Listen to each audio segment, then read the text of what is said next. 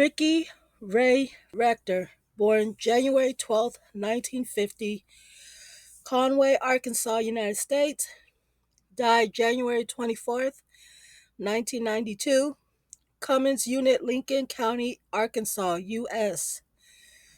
Cause of death: execution by lethal injection. Criminal status: executed. Conviction: capital murder. Criminal penalty: death.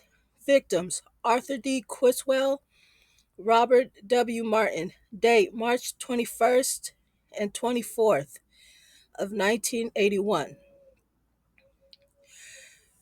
Ricky was born and raised in Conway, Arkansas as the sixth of seven children to steakhouse cook George Rector and college dorm maid Clyde Lee Rector. As a child, Rector was described as different and strange, having no friends and keeping to himself, most often sitting under a tree to play with branches. Ricky was physically abused by his father, who saw his son's languid behavior as defense through normal, introverted, and docile. Ricky would react violently if bothered, once stabbing his brother in the foot with a pair of scissors for tying him down. By the sec- by the time he entered junior high school, Ricky possessed only third grade level writing skills, which was later ascribed to an undiagnosed learning disability. By age 17, Ricky developed severe anger issues and regularly got into fights, reportedly due to a mix of insecurity about his poor academic performance, insults, and his perceived lack of intelligence by classmates, and abusive racial remarks from white people. After Ricky was expelled from school in 10th grade for fighting, he began working as a blue collar laborer in construction, often shuffling between Conway and Detroit.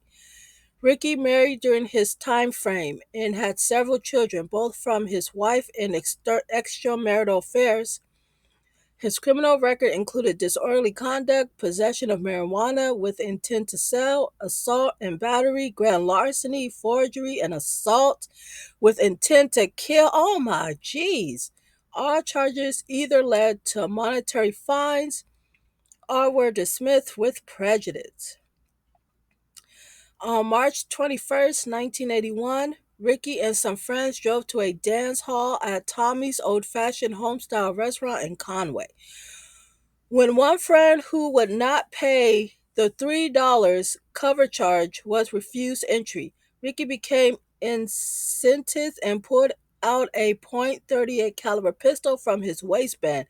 He fired several shots, killing 33-year-old Arthur D. Criswell, who died almost instantly after being struck in the throat and forehead, also wounding 52-year-old William Harvey and his 23-year-old friend Charles. Ricky left the scene of the murder in a friend's car and wandering the city for 3 days, staying in the woods or with relatives. You just should have told your friend to pay that $3. It's just $3. On March 24th, Rector's sister convinced him to turn himself in. Ricky agreed to surrender, but only to Robert Martin, a local police officer whom he had known since he was a child.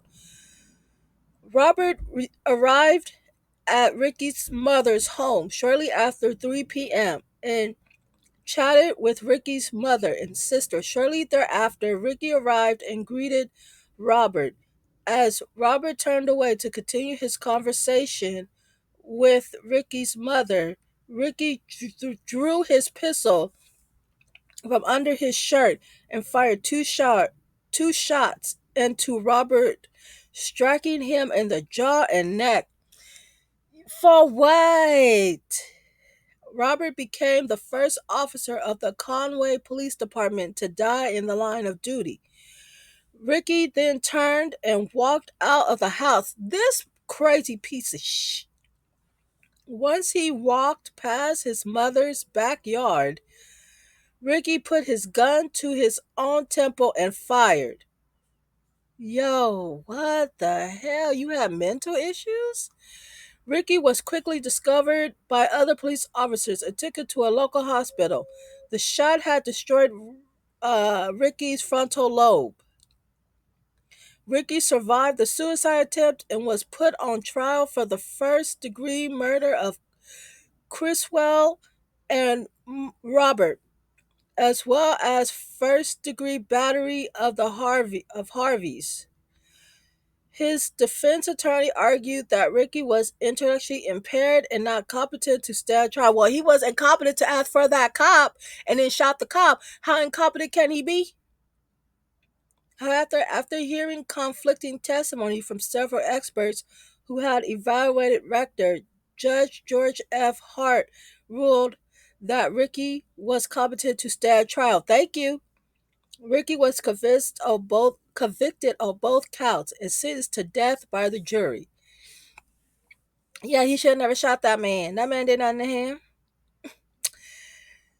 Ricky was subject to a unique overlap of controversies in 1992 during his execution in Arkansas, an oft-cited example of his mental insufficiency in his decision to save the desert.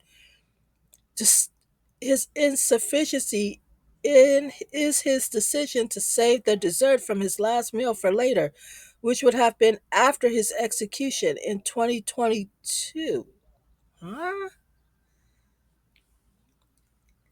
The U.S. Supreme Court banned the execution of people with intellectual disabilities, ruling that the practice constitutes cruel and unusual punishment. Nah, he knew what he was doing. Get that out of here. For his last meal, Rector requested, all right, we don't care. Ricky was executed by lethal injection. It took medical staff more than 50 minutes to find a suitable vein.